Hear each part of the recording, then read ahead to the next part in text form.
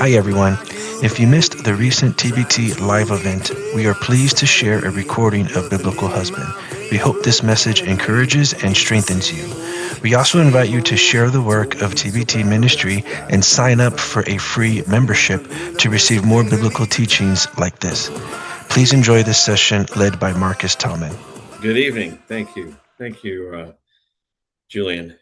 So, a young married couple are in an argument, and the man says to the wife, "How can someone so stupid be so beautiful at the same time?" And the woman retorts, she said, "I'll tell you how. God made me beautiful, so you'd be attracted to me. He made me stupid, so I'd be attracted to you." That's comes from Adrian Rogers when Love Worth Finding many years ago. But just kind of goes into what we're about to talk about tonight. Trust me at this. I've made all the mistakes for you, and hopefully I can help you avoid some of the pitfalls that come along with something like this. You need to have a piece of paper, please. Just fold it in half twice, just like you normally would, right? Just like that, right? All right, and then unfold it. Now, in the top left-hand corner, you write a circle, and then the box next to it, let's call it on the right, write a large square. And then the bottom left, we'll write a large triangle. And then the bottom right quadrant, another circle. So it kind of would look something like that, right? Okay. During this time, I say, don't do blank, right? That means that I've already done it and I failed miserably. So trust me on this. If I say that, just follow along and write that down and say, and don't do that part.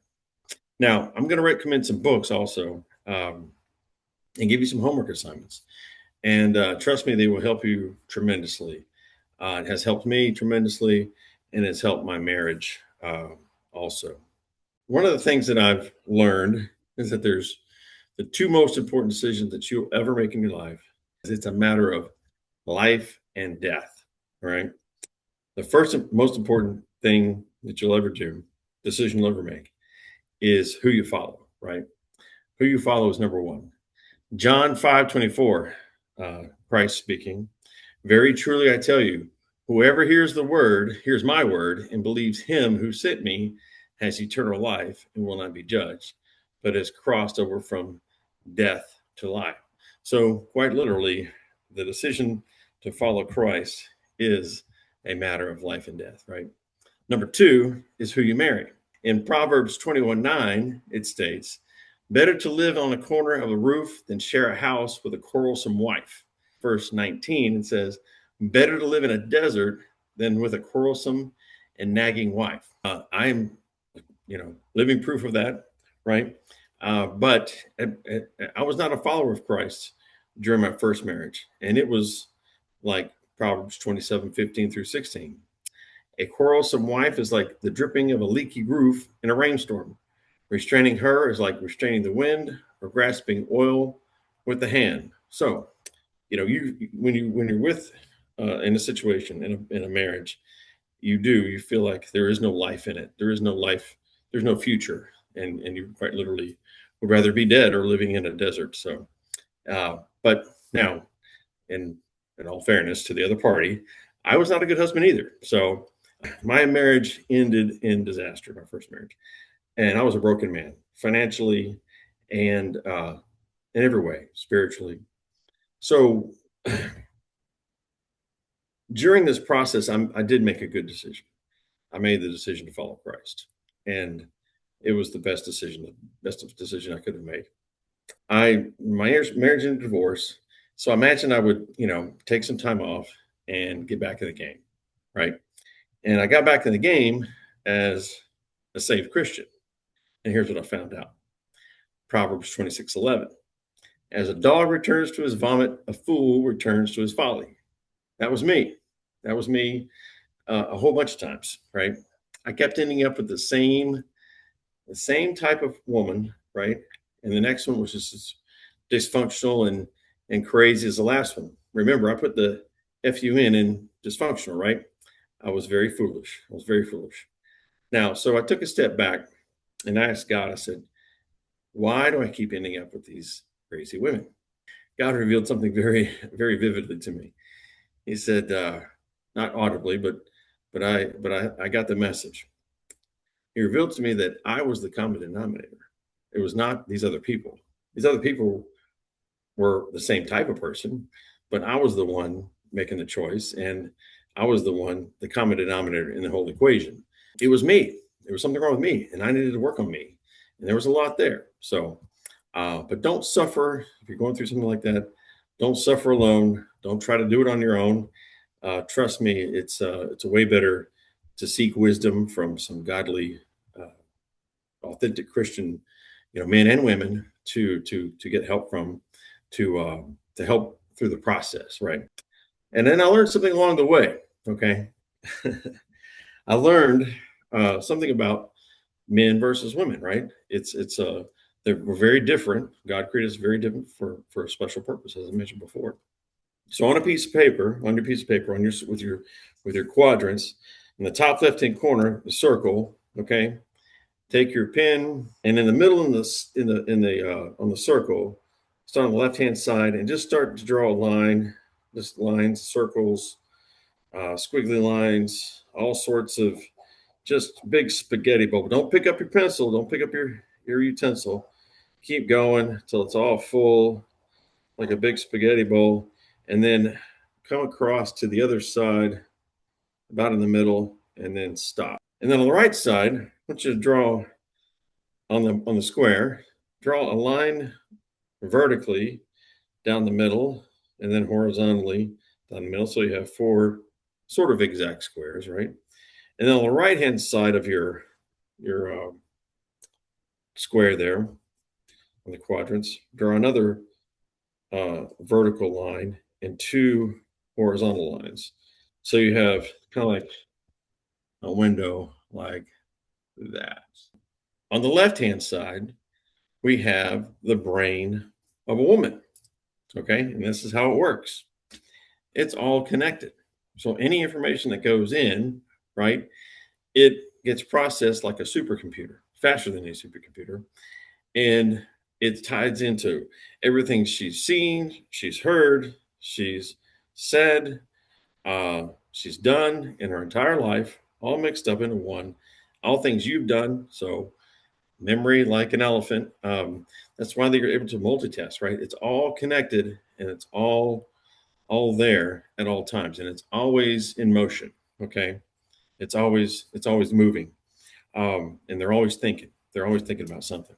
Okay, now on the right we have the male brain, right? The male brain, it's made of a bunch of boxes, right? And the boxes represent categories of stuff. It's how we think.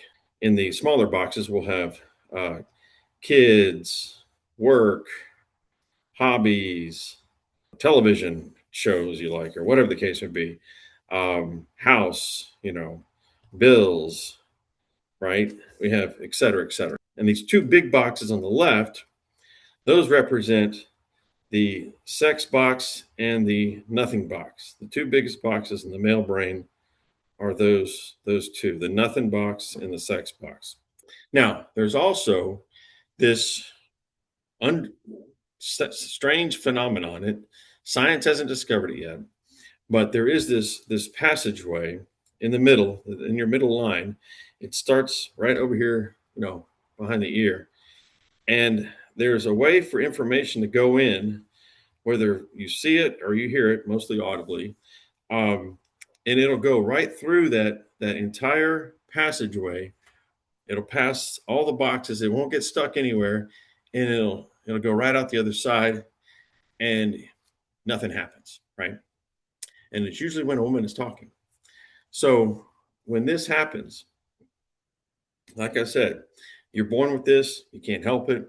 But when this happens, and you have a significant other that's, you know, says something to you, or you see something and you just don't respond, you have to first acknowledge that's what happened. Okay, because if you say, yeah, I got it," you just lied, because you don't, and she's gonna say something to you later on and accuse you of not listening, which you were listening, but you weren't paying attention, right? quite honestly. But in any event, if that happens, right, don't respond. Remember, don't respond with yeah, I got it. Respond with, um, honey, please forgive me, but I'm going to have you repeat yourself because I have no idea what you said, and I have no idea how to respond. Okay, all I can do is ask for grace and forgiveness, right? So please respond. Please repeat yourself. Well, she may get mad, okay, but that's okay. She's allowed to because you were checked out for momentarily. But again, and wives, please forgive us. We have this thing that we're born with, right? And we just have to accept it, right? Honor the forgiveness piece, and we can move on. Now, there's also this off button. We don't know where it's located. Uh, not sure how it happens either, but sometimes we just shut off completely, and that's impossible for women to do. Their brain is always on and it's always working, right? Now, guys, women will sometimes express an emotion or words, right? You could be doing absolutely nothing. You could be sitting there breathing, right? Eyes closed, not bothering anybody, in your own space, somewhere off in another room. Okay. And she'll take one look at you and say something. Okay. And it may upset you. All right. But don't respond. Don't respond. Bite your tongue till blood runs down your cheek. Do whatever you do whatever you can to just take every ounce of energy to not respond. Okay. Take a walk around the block. Um, uh, you know, just don't respond right away. Okay. Think about it and then come back to it later, and maybe y'all can discuss it. All right. And that's another session. But just know that this is going to happen sometimes, right? All right. Now, uh, having said that, women have their own language, right? They speak in code. They have this code, and what's weird is that they don't even know that they're speaking in code, right? They don't even know that they have a different language. So here's a scenario: you and your buddies are hanging out, right? You say, "Hey, man, you sure are quiet. What's going on? What you thinking about?" And your buddy says, "Nothing." And because you have a nothing box and he has a nothing box, when he says, I'm not thinking about anything, nothing, you understand him as that's okay, and you do that too. And so you say, you move on. You say, hey, you want to watch the game or whatever? You said, sure, right? No big deal. Nothing happens, right? You and your spouse or girlfriend are hanging out, right? And you say something like, hey, you sure are quiet. What are you thinking about? And she gives you a little smile. She says, nothing. I'm fine. She's lying. Okay. Remember, women can't think about nothing. That's not possible for them to do. Their brain is always going, right? So not only is she lying to you, then she's probably angry with you for some reason. And you don't know. So you better panic. Just start to panic because it's going to take you a while to figure it out. All right. Now, so there's a book I recommend that you read, Discovering the Mind of a Woman by Ken Nair. Okay. I read it. It's a great book. It gave me a lot of insight into the brain of a woman works and how God created them. And it's really great. Like I said, there's a lot of great attributes to being able to multitask and that sort of thing. However, we spell words differently. Okay. Men spell intimacy SEX. Quite simple, right? That's how we spell intimacy. But the women spell it a lot different. Okay. And it's all one word. Okay. So I'm gonna spell it out for you. It's TALKINGCOMMUNICCATIONTIME. Talk communication time, all one word. What men find attractive is the physical features, hair, eyes, et cetera, right? On down the list. Women find attractive is your brain, your heart, right? Your humor, also your bank account. Now, it doesn't mean you have to be, uber rich, super wealthy. You don't have to be even the breadwinner of the family, right? But are you responsible? Do you have a job? Are you going to be responsible? You're gonna be able to pay the bills, or you're gonna be able to, provide security and safety and financially in that aspect. Okay. Now, uh, in Proverbs 18:22, right? It says, "He who finds a wife finds a good thing and obtains favor from the Lord." But right after those wedding vows, right? That's when the real work starts. That's when the real work starts. So go to the bottom right hand of your circle on your paper and draw a vertical line down the center and a horizontal line across the middle, right? And then draw another little circle inside of the big circle and write the word self in the middle. That is a target. That's a scope. Okay, I'm a gun lover, and I use scopes. I love when the scope's working just right. Well, you want to put that scope right on self because marriage is war, and you gotta kill self, kill the selfishness, kill the selfishness in the whole thing. I was extremely selfish in my first marriage. I'm still selfish now, right? But not as selfish. I hope. I hope I'm not doing that. But but we have to wage war on our selfish desires on me, okay? Because it's us now. Matthew 6:33 says, "Seek ye first the kingdom of heaven, and all these things will be added unto you." Right? We're trying to pursue Him, right? And everything else comes to us. There's no other greater act of love than what Christ did on the cross. Amen. So go back to your paper again. At the bottom left-hand side of the triangle, write your name, and then write on the right-hand side of the bottom right of the triangle, write your spouse's name or your girlfriend or your fiance or whoever. And at the top of your triangle, write God, Holy Spirit, okay, and Jesus Christ, right? Godhead. What we've just done is we've drawn a diagram on how do you create a super strong bond between you and your spouse, significant other, right? And the way you do it is you're pursuing God individually and collectively, right? So as you in your triangle, as you yourself and your spouse grow closer to God, the Godhead, right? You get closer to one another. Inevitably, it's the way the triangle works, right? You become more intimate. You have more stronger relationship. Okay, you have to be sold out and pursuing uh, Christ 100%. Both sold out. Both sold out. That's the only way it's going to work in the way it's designed. Right. It may work out. If you don't do that, but it's not going to be as enjoyable as as if when you pursue Him together, individually and together, actually. Yeah. So there's a book. The book is "You and Me Forever" by Francis and Lisa Chan. Okay, I've read the book. This is an amazing book by an amazing man of God, Francis Chan. He and his wife.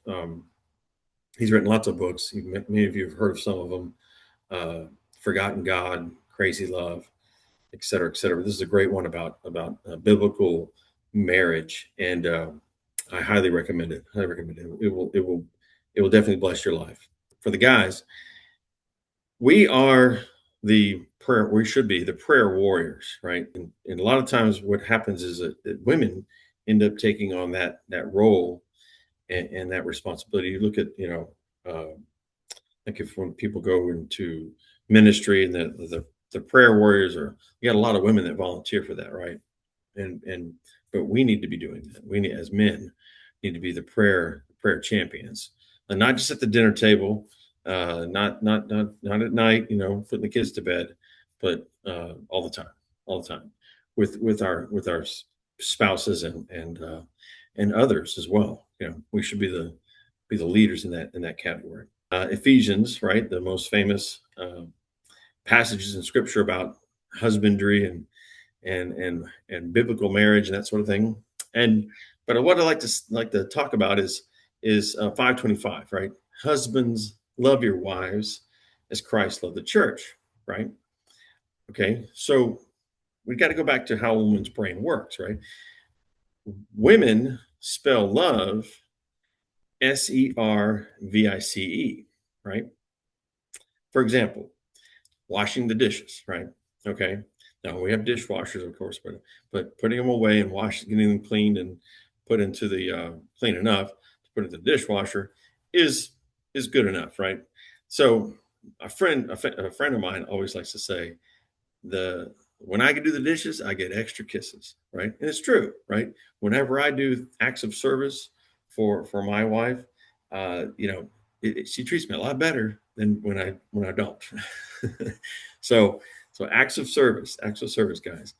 Um, Now, God in his word has given us a task of loving our wives as Christ loved the church sacrificially, right? And what did he do? Again, he sacrificed his life for us, right?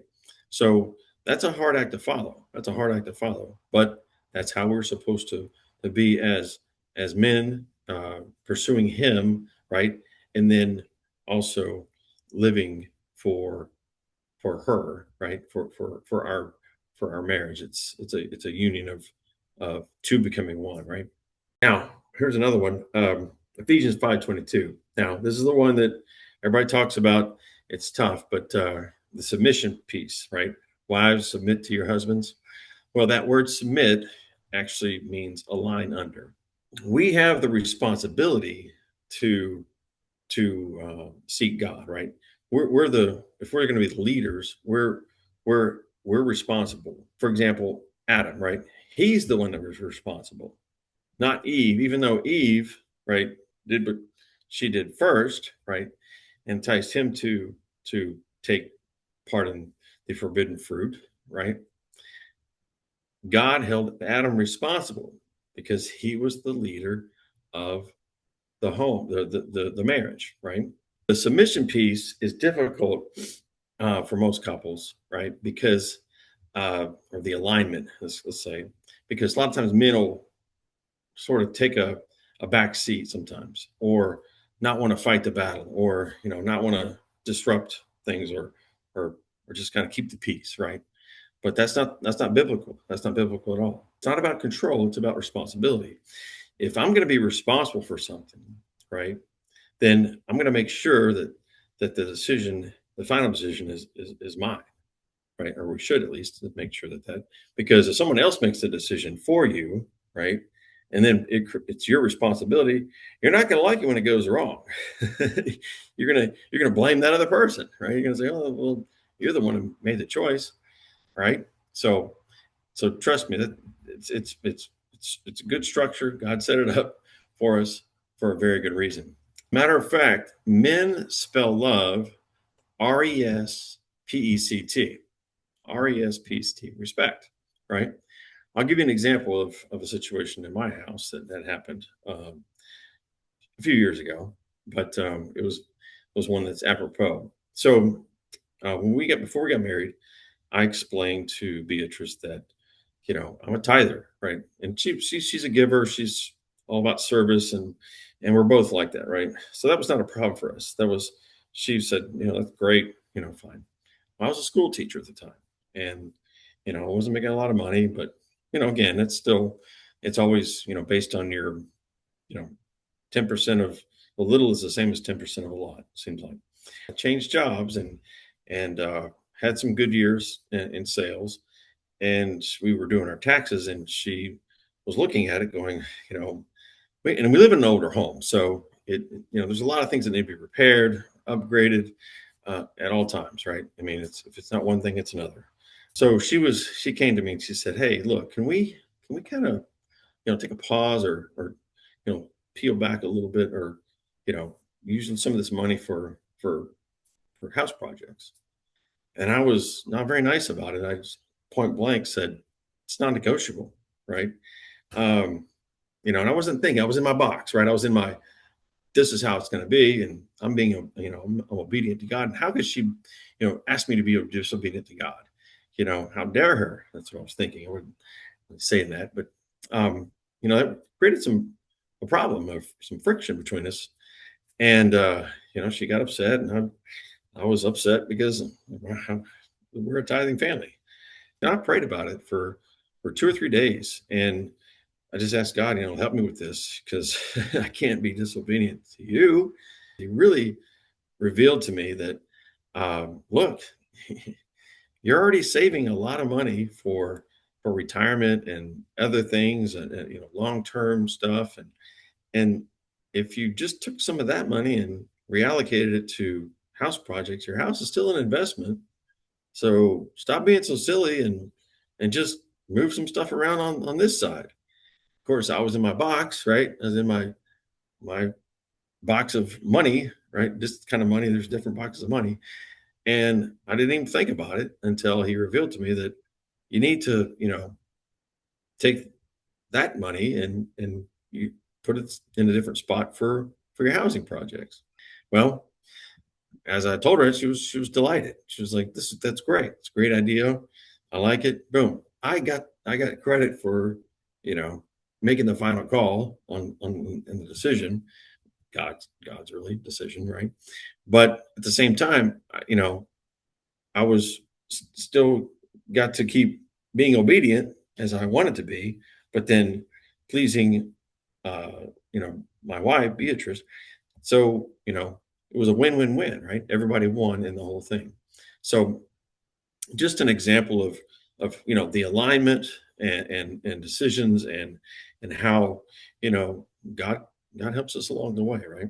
There's a great book, Love and Respect by Dr. Emerson Egrets. Okay, he and his wife actually put on a seminar that B and I went to. We read the book together. It's a great book. It's a great seminar, and it was a true blessing. So definitely, I would highly recommend that you do that. Now, there's also a book that we read before we got married, and it's a book assignment for those about to be married for the first time or other times, right? And it's called "Saving Your Marriage Before It Starts," and it's written by Dr. Les and Leslie Parrott. And like I said, there's a version for first marriages and then marriages after that, right?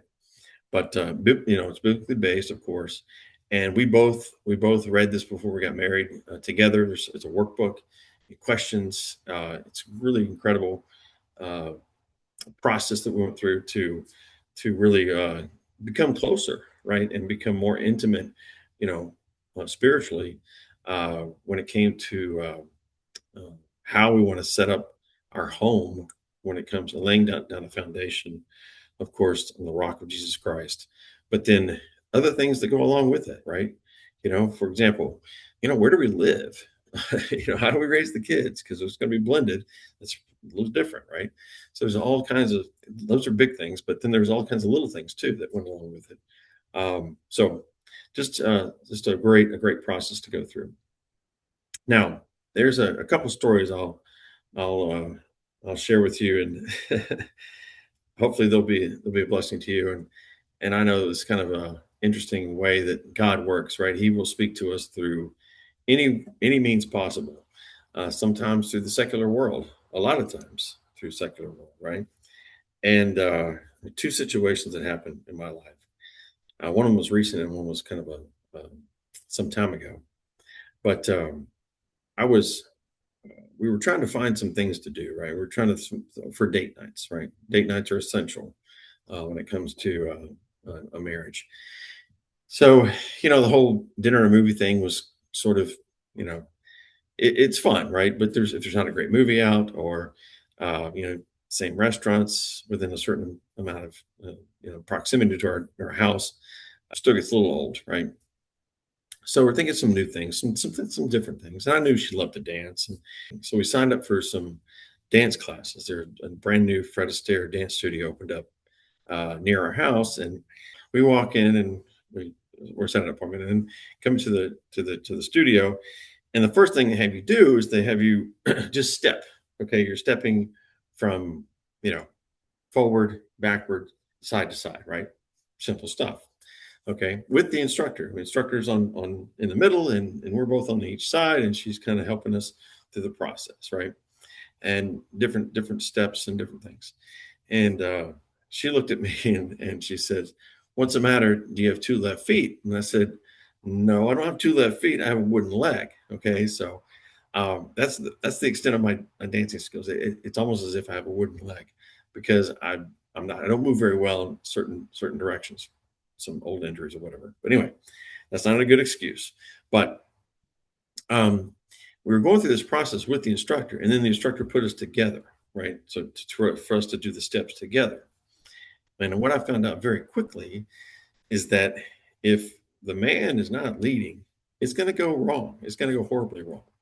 Um, and when the woman, a strong woman like Beatrice, my wife, she's very, very, very strong-willed and can take control if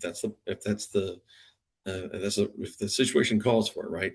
So she would try to lead, right, and then it would go even worse. The man in dancing, the man gives all the hand signals, the movement, or holding the shoulder a certain way, or moving the hand to a certain area of the shoulder, gives these signals for the woman to move in that direction, right? And it can change depending on, the traffic or the people that are around, that sort of stuff, right? It's choreographed, but then there's also some improvisation, excuse me, improvisation that happens during these dance moves, and it's the man that has to lead that, or else it will go horribly wrong. It's always the man that's leading, and when it goes well, the great thing is that the woman is the one everybody's focused on, because she's the one that's doing all the elegant things, right? She's looking pretty. She's got this dress that's spinning around, and she's being thrown in the air, and all these awesome things. But the guy is the one that's the leader of all that, right? If he did that alone, he'd look really silly, right? But it wouldn't be possible for her to do that on her own. She has to hang on to him. But together, it's awesome. It looks great. It's a beautiful picture of how two or one or acting as one unit, right? And when it's done well, and the man's leading, it's a beautiful picture on how God created us to uh, act together, and be in a union together. Okay. The other story I have about sort of uh, learning from the secular world. I was a secular person for many years, and I had a young daughter. At the time, she was probably 3 or 4 years old. And up until during her first few couple of years, I would always tell her that, don't worry, dad can fix anything. Break it, don't worry, dad can fix anything. If it's broken, don't worry, I can fix anything, right? And I would, whether I super glue or whatever, screwdriver, pair of pliers, buy a new one, whatever the case, whatever I had to do to fix it, I fix it. She thought I was she thought I invented chocolate. I was studying for an exam or something at the time, and had the windows open, and it was a spring day, and one of those few in Houston that we have.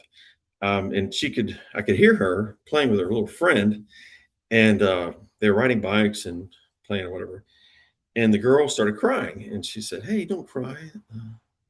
It's okay. My dad can fix anything. We'll take it to him. It's fine. It'll be fine." Now, of course, I was all proud of myself. Thought, this is going to be great. I'm going to get to show off in front of my daughter and her little friend. Um, so, of course, they run in the house, asked me to come out there and fix this bicycle, and the chain had popped off. So I turned it upside down and got it going again. And she, was happy. And she said, "See, I told you, my daddy can fix anything." And I didn't, think about it at the time. At the time, I was just like, "No, yeah, I'm a big bad dad, right?"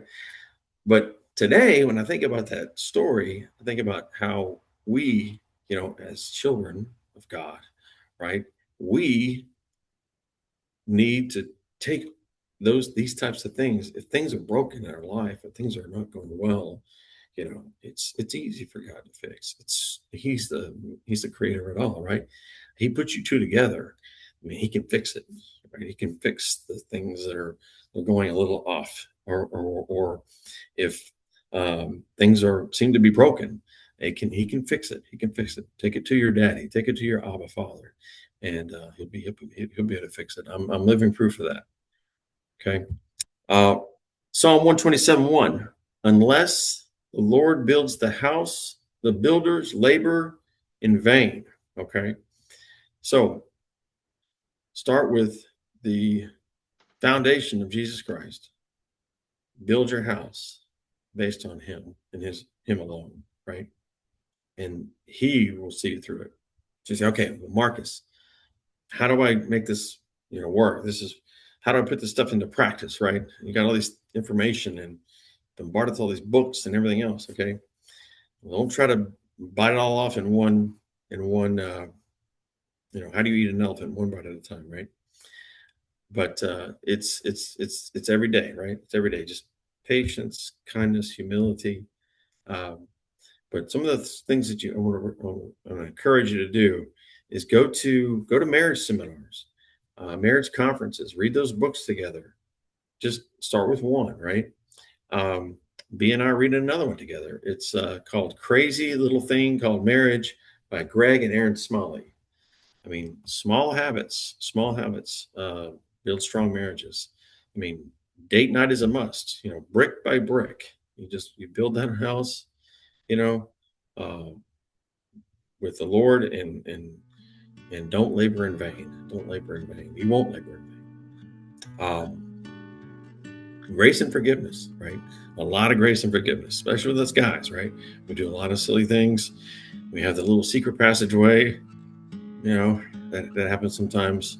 We're blockheads at times, right? We say and do some silly things, and so um, we just have to ask for grace and forgiveness, and to not be so selfish all the time, right? And I'm speaking about myself. Okay, all right. Closing prayer.